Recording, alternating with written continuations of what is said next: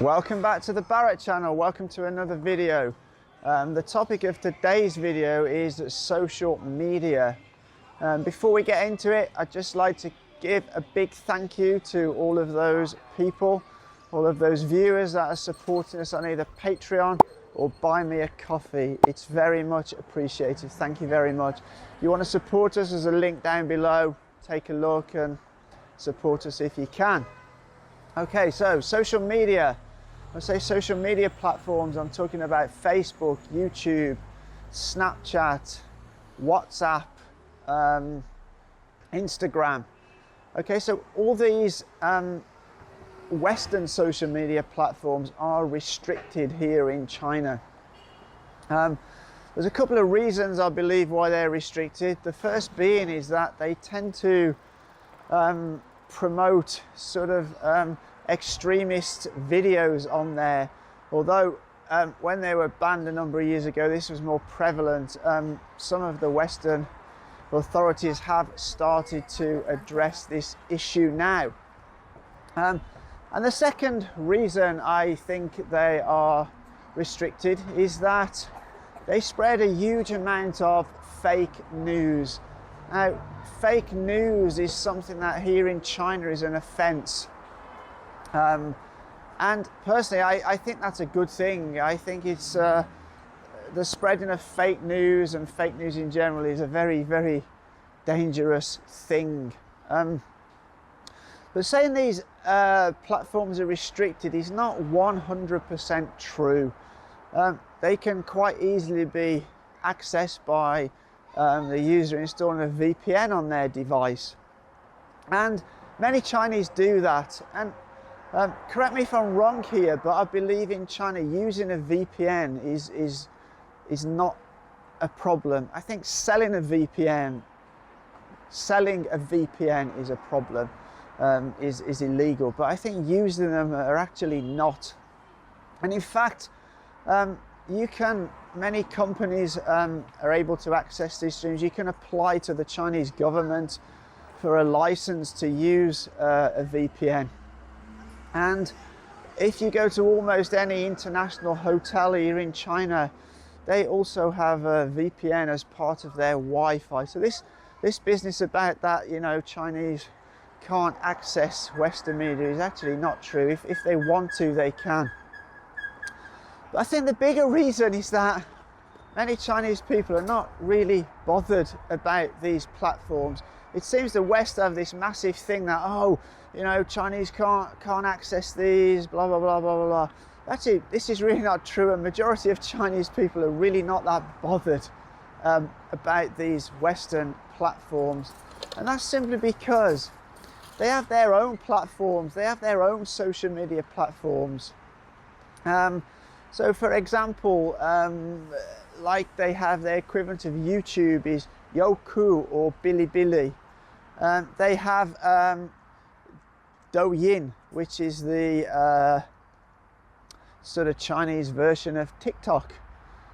They have, and the one that most of them have is WeChat. Now, WeChat is a platform that almost every Chinese person in China has on their phone.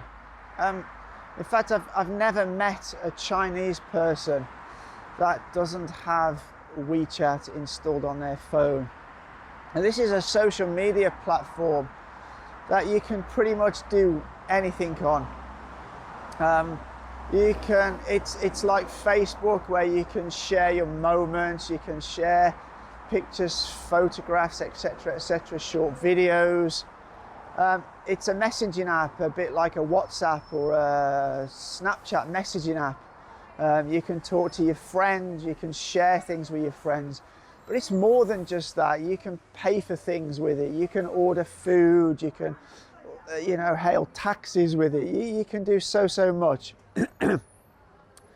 So I think that the point here is that really, I think Chinese are really not that bothered about these Western social media platforms.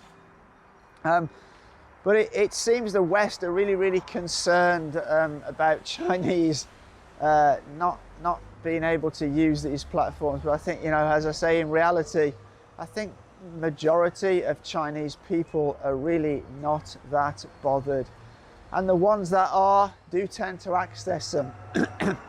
I have a number of Chinese friends who watch our content on YouTube, and you know, and they watch, you know, they follow their foreign friends on Facebook, etc., etc. So I really think that this is an issue in the minds of Western people, not really Chinese people.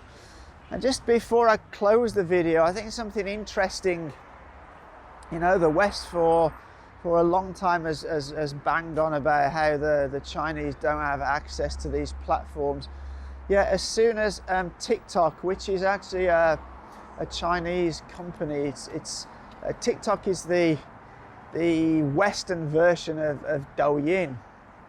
And this has started to become very, very popular in the US and other Western countries. And maybe it's challenging the dominance of some social media platforms in the West.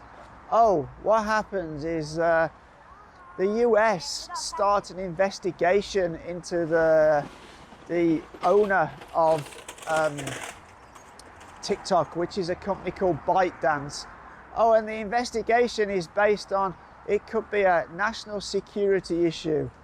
Well, personally, I'm afraid I really don't buy that. I think that's probably just a load of rubbish. I really think it's because they worried about it challenging the dominance, and you know, so it works both ways, you know. So anyway, brings this video to an end.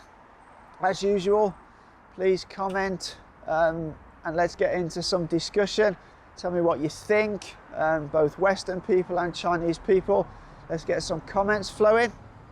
If you like the video, please give us a thumbs up. It really helps the channel. And if you like the channel in general, hit that subscribe button, hit the bells. We still find we get a lot of subscribers deleted every day, every week.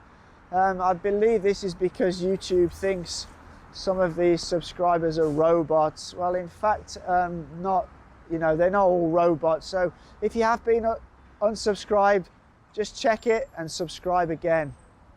Anyway, for now, as always, take care.